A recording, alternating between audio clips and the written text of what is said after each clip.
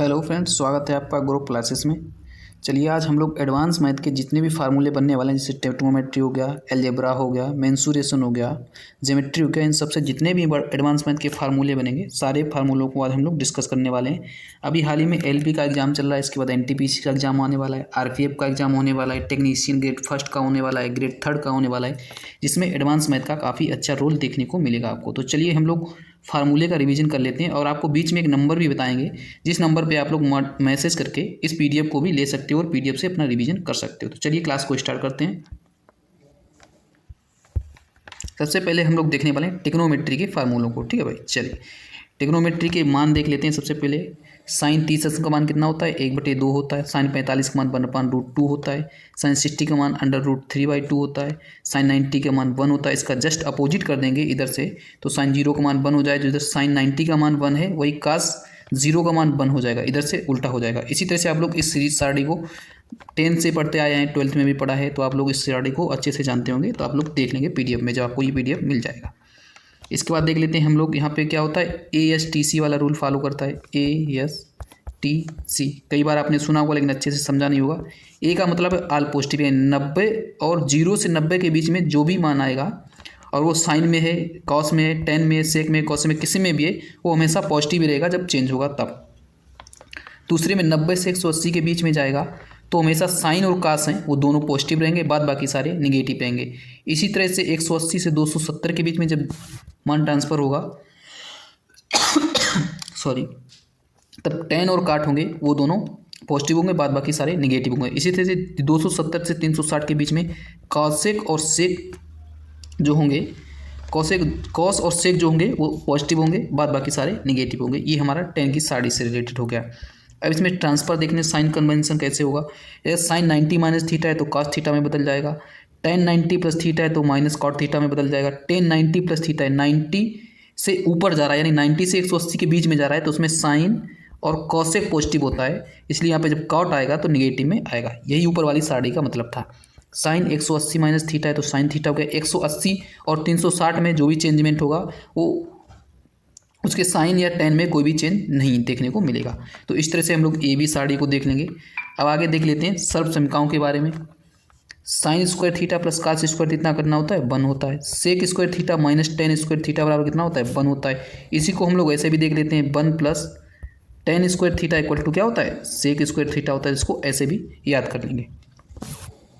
इसके बाद आगे देख लेते हैं, cosec square theta minus cot square theta बराबर 1 होता है। इसको वैसे भी देख सकते हैं, 1 plus cot square theta equal to क्या हो जाएगा, कॉसेक स्क्वायर थीटा हो जाएगा। तो इस तरह से आप लोग भी इसको याद रख सकते हैं।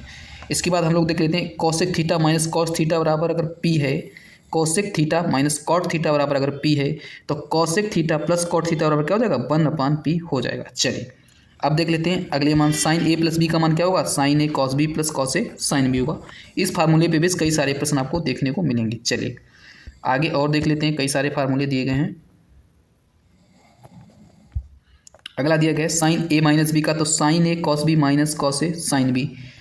कॉस A प्लस बी का दिया गया है, cos A cos B minus sine A sine B। Cos A minus B का दिया गया है, cos A cos B plus sine A sine B। इसके बाद आगे देख लेते हैं, टेन A प्लस बी का मान क्या देगा, tan A plus tan B बटे 1 minus tan A tan B. अगला दिया गया है टेन A माइनस बी का, tan A minus tan B बटे 1 plus tan A tan B. चलिए और आगे देख लेते हैं, टेन A माइनस बी हो गया था। कॉट A प्लस बी देख लेते हैं, cot B minus 1 upon cot B plus cot A। Cot A minus B का देख लेते हैं, तो cot A cot B plus 1 बटे cot B minus cot A। Sine 2A का देख लेते हैं, 2 sine A into cos A। Sine 2A का टेन के फॉर्मेट में फार्मूला क्या हो जाएगा, 2 tan A बटे 1 प्लस टेन स्क्वायर A। इसी तरह से कास 2A का देख लेंगे, कास 2A का होता है cos square A minus sine square A, या दूसरा फार्मूला हो जाएगा 2 कास स्क्वायर A माइनस 1। ये किससे निकलता है, साइन वाले से भी ये निकल आता है। और कास 2A का साइन के फॉर्मेट में क्या फार्मूला हो जाएगा, 1 माइनस 2 साइन स्क्वायर A हो जाएगा। चलिए आगे देख लेते हैं, कास 2A का साइन के फॉर्मेट में फार्मूला क्या हो जाएगा, कास 2A का टेन के फॉर्मेट में फार्मूला क्या होगा, 1 माइनस टेन स्क्वायर A बटे 1 प्लस टेन स्क्वायर A। यहाँ 1 प्लस टेन स्क्वायर की जगह सेक स्क्वायर भी रख सकते हो, तो टेन सेक के फॉर्मेट में आ जाएगा कास 2A का फार्मूला। इसी तरह टेन 2A का देख लेंगे, 2 tan A बटे 1 प्लस टेन स्क्वायर A। इस तरह से बाद बाकी ये फार्मूले आप लोग देख लेंगे। सारे के सारे जो ट्रिग्नोमेट्री के फार्मूले दिए गए हैं, इसका पीडीएफ आपको जब नंबर बताएंगे तो वहाँ से पीडीएफ से ये सारे के सारे फार्मूले आप लोग एक बार रिवाइज जरूर कर लेना। साइन 3 का फार्मूला क्या हो जाएगा, 3 sin a minus 4 sin cube A हो जाएगा। इसी तरह से कॉस 3 का फार्मूला क्या हो जाएगा, cos 4 cos 3 minus 3 cos a। चलिए इस तरह से ये सारे फार्मूले जो दिए गए हैं वो सारे आप लोग रिवीजन कर सकते हो पीडीएफ से, जब आपको ये पीडीएफ दे दिया जाएगा। चलिए आगे देख लेते हैं और इंपॉर्टेंट फार्मूले। इस फार्मूले पे बेस कई बार क्वेश्चन बन जाते हैं। 2 sin a 2 cos b बराबर होता है sin a plus B plus sin a minus B. ये फार्मूले इतने जो हैं 4, ये सारे इंपॉर्टेंट फार्मूले में इनको आप लोग एक बार जरूर देख के जाना, क्योंकि इन्हीं फार्मूले पे बेस आपको कई सारे प्रश्न देखने को मिलेंगे। अगला आ गया हमारा sin c plus sin d का 2 sin c plus d/2 into cos c minus d/2 हो गया। अगला देख लेते हैं sin c माइनस d/2 का क्या हो जाएगा, 2 cos c plus d/2 into sin c minus d/2। इस तरह से ये जो भी फार्मूले दिए गए हैं c प्लस d के फॉर्मेट में, ये भी आप लोग याद कर लेंगे। चलिए अगला देख लेते हैं। अगला है हमारा sin 60 माइनस से sin a, sin 60 प्लस से तो क्या होता है इसका 1/4 sin 3 ये होता है। अगर इसे आप लोग डायरेक्ट याद रखेंगे तो आपको क्वेश्चन सॉल्व करने में काफ़ी आसानी मिलेगी या हेल्प मिलेगी। चलिए अब हम लोग चलते हैं अपने अगले फार्मूले की तरफ। कॉस के फार्मूले में वैसे ही फार्मूला दिया गया, तो इन फार्मूलों को आप लोग पीडीएफ से रिवाइज कर लेना। वैसे खास इनका कोई मतलब है नहीं, इसमें क्वेश्चन काफ़ी कम देखने को मिलते हैं। चलिए आगे और हम लोग देख लेते हैं। एडवांस सर्व समीकरण क्या हो गई हैं, sine 4 theta plus cos 4 theta बराबर क्या हो जाएगा 1 minus sine square theta into cos square theta. ये आप लोग याद कर लेंगे। ये साइन 6 साइन 4 कई बार एग्जाम में पूछे जाते हैं। साइन की power 6 theta cos power 6 theta बराबर क्या हो गया 1 minus 3 sign square theta into cos square theta हो जाता है। तो ये सारे फार्मूले आप लोग पीडीएफ से देख लेंगे और इनको डिवाइड कर लेंगे, क्योंकि साइन की पावर 4 साइन की पावर 6 ये सारे प्रश्न कई बार एग्जाम में आपको देखने को मिलेंगे। चलिए आगे बढ़ते हैं। इस फॉर्मेट पे देख लेते हैं। इस पे क्वेश्चन कई बार देखने को मिल जाता है। Sine theta minus cos theta plus 1 बटे sine theta plus cos theta minus 1 बराबर क्या होता है 1 sec theta into tan theta होता है, या फिर sec theta plus tan theta होता है। चलिए अब हम लोग आगे चलते हैं, अपने अगले फार्मूले की तरफ देख लेते हैं।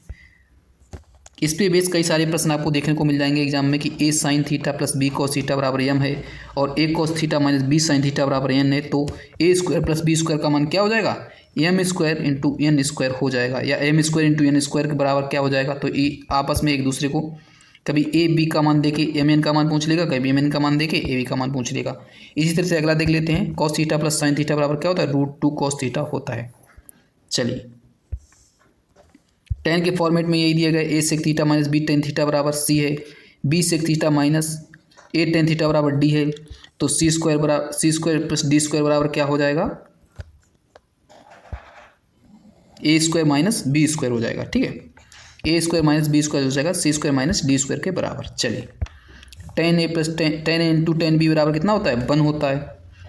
अगर ए प्लस बी बराबर 90 दिया गया तो टेन ए टेन बी बराबर कितना हो जाएगा 1 हो जाएगा।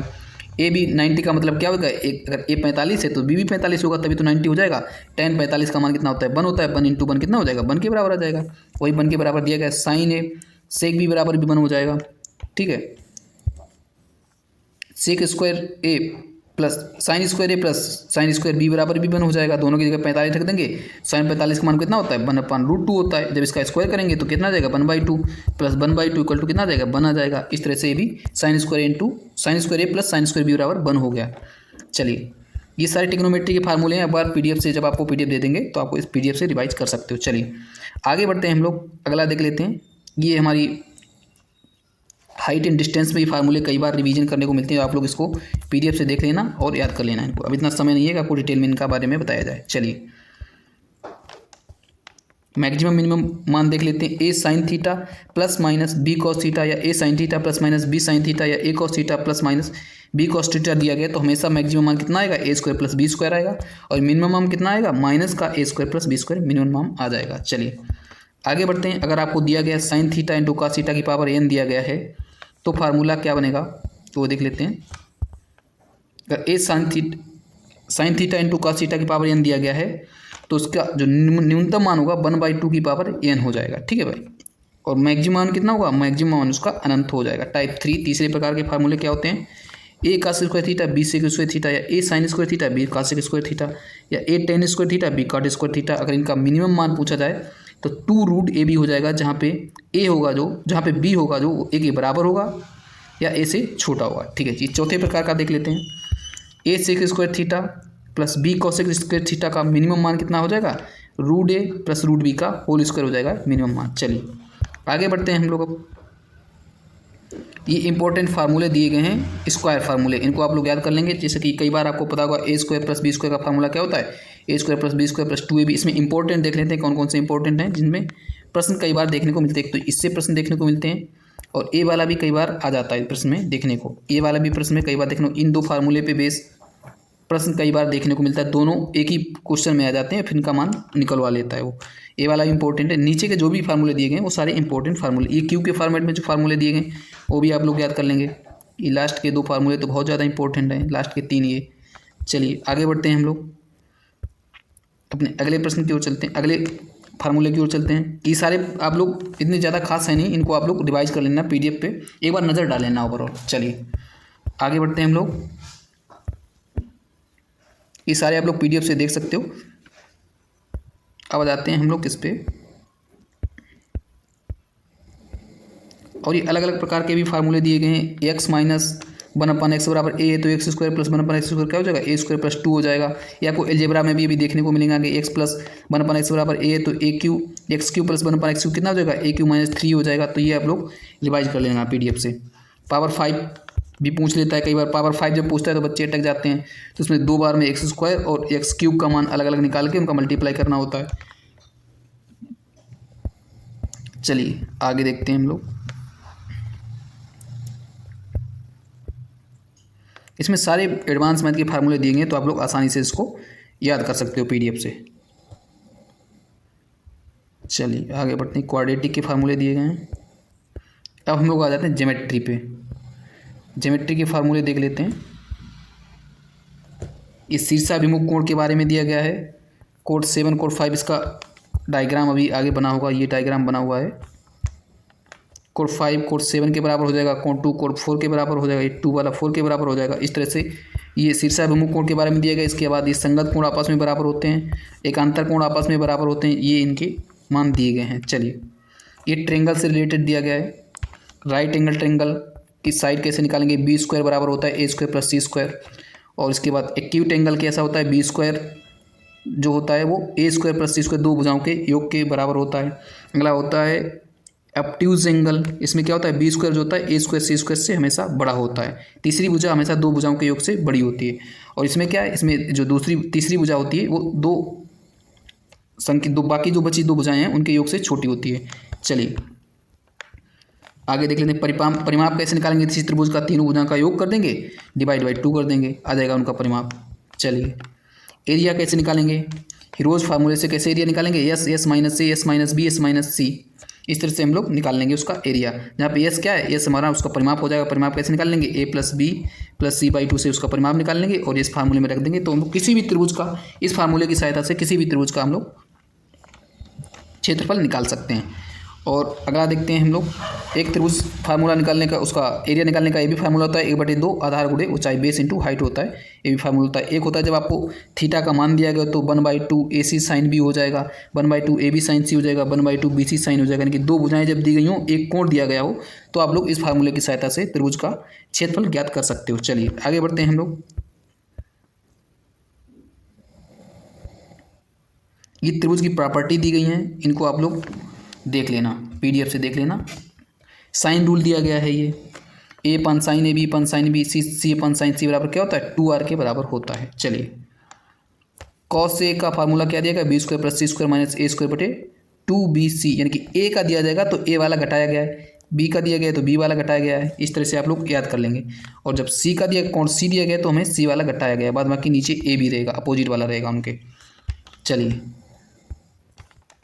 स्टीवर्ट प्रमेय क्या होती है, B square M plus C square N बराबर क्या होता है, A D square plus M N, जहाँ एम और एन ये 2 भुजाएं दी गई हैं। चलिए आगे बढ़ते हैं। त्रिभुज के केंद्र के बारे में बताया गया है यहाँ पे। तो ये सारी प्रॉपर्टीज़ तो दी गई, इसमें कई सारी प्रॉपर्टीज़ होती है ट्रिग्नोमेट्री में, और इसमें ज्योमेट्री में तो वो प्रॉपर्टी भी आप लोग याद कर लेंगे। परिकेंद्र के बारे में दिया गया है, इन सेंटर अंता केंद्र के बारे में हमसे दिया गया है। चलिए ये आप लोग प्रॉपर्टी पीडीएफ से पढ़ लेना, जल्दी जल्दी आपको दिखा देते हैं सारे पीडीएफ में क्या क्या है, तो आप लोग इसकी प्रॉपर्टी से पढ़ लेना। जो पीडीएफ दिया जाएगा आपको उससे आराम से आप लोग रीड कर सकते हो। तो ये इसकी ज्योमेट्री की कई सारी प्रॉपर्टी दी गई हैं इसमें, और सारी प्रॉपर्टी आप लोग पढ़ सकते हो। सारे तरीके दिए गए हैं इसमें, प्रमेय भी सारी दी गई हैं, उससे आप लोग आराम से रिवीजन कर सकते हो इसका ज्योमेट्री का। चलिए, ये क्वाड्रिलेटरल चतुर्भुज के बारे में बताया गया यहाँ पे, उसकी जो जो भी प्रॉपर्टी बनेगी वो भी सारी दी गई हैं। हम लोग जल्दी से मेंसुरेशन का रिवीजन कर लेते हैं, इसके बाद हम लोग क्लास को समाप्त करते हैं। ये यहाँ पे अभी ज्योमेट्री चल रही है, सारी इसमें प्रॉपर्टी दी गई हैं इसकी ज्योमेट्री की, जैसे जैसे फार्मूले पे बेस क्वेश्चन बनेंगे वो सारी ज्योमेट्री के बीच में दिए गए हैं। चलिए आगे बढ़ते हैं हम लोग। अभी ये सर्किल चल रहा है हमारा ज्योमेट्री में सर्किल। अब आ जाते हैं हम लोग मेंसुरेशन पे। यहाँ से मेंसुरेशन के फार्मूले सारे देख लेंगे, फिर हम लोग क्लास को समाप्त करेंगे। घनाभ का फार्मूला दिया गया जिसमें से घनाभ का आयतन क्या होता है, आधार गुणे क्षेत्रफल होता है, LBH। इसके बाद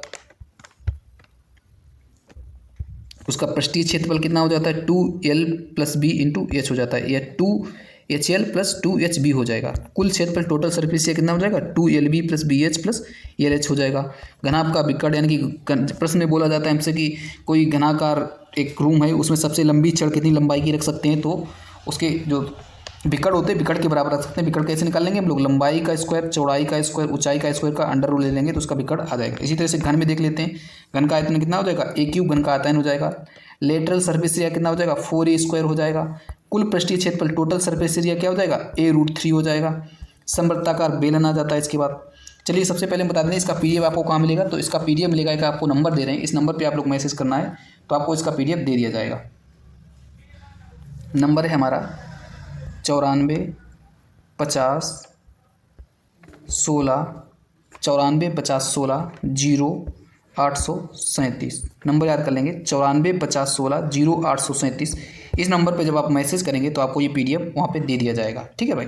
चलिए अब हम लोग आगे देखते हैं। घन का आयतन हमने बता दिया था। समवृत्ताकार बेलन का आयतन देख लेते हैं। बेलन का आयतन क्या हो जाएगा, πr² हो जाएगा। Lateral surface area, curve surface area कितना हो जाएगा, 2πrh हो जाएगा। कुल पृष्ठीय क्षेत्रफल है टोटल सरफेस एरिया कितना हो जाएगा, 2πr² + 2πrh हो जाएगा। यानी कि जो 2πrh ये वाला हो जाएगा, और दो ये वृत्त हैं, वृत्त का क्षेत्रफल क्या होता है, πr² होता है। तो दो वृत्त हैं, एक ये वृत्त एक ये वृत्त, तो 2πr² हो जाएगा + 2πrh हो जाएगा। चलिए खोखले बेलन का देख लेते हैं। खोखले बेलन का आयतन क्या हो जाएगा, πr capital R² - small r² घटा देंगे आपस में। इस बार लेटरल सरफेस एरिया कितना हो जाएगा, 2πr r + r हो जाएगा। कुल सरफेस एरिया कितना हो जाएगा, 2πr r + r। जहाँ पे r है वहाँ पे capital R + small r, capital R² - small r² हो जाएगा, बाद बाकी और इसमें कुछ नहीं है। चलिए कुछ महत्वपूर्ण फार्मूलों में देख लेते हैं हम लोग। जब कोई एक चौकार कागज़ की आयताकार शीट होती है तो इसकी लंबाई के साथ बेलन घुमाया जाता है, तो इसकी बेलन की त्रिज्या क्या हो जाएगी, L/2π हो जाएगी। जब बेलन की हमसे त्रिज्या पूछ ली जाए तो क्या हो जाएगी, L/2π हो जाएगी। और ऊंचाई अगर पूछ ली जाए तो L²b/4π हो जाएगा। क्या हो जाएगा, L²b/4π। ये प्रश्न कई बार एग्जाम में आपको देखने को मिलेगा, तो आप लोग इसे याद कर लेंगे। चलिए समवृत्ताकार शंकु देख लेते हैं। शंकु का आयतन क्या होता है, 1/3 πr² होता है। त्रिज्या ऊंचाई क्या होती है, L बराबर होता है √r² + h² होता है। वक्र पृष्ठीय क्षेत्र या कर्व सरफेस एरिया कितना हो जाएगा, πrl हो जाएगा। टोटल सरफेस एरिया कितना हो जाएगा, πr² + πrl। πr² इस वृत्त का क्षेत्रफल हो गया, और इस वाले का जो है वो क्या हो जाएगा, πrl हो जाएगा।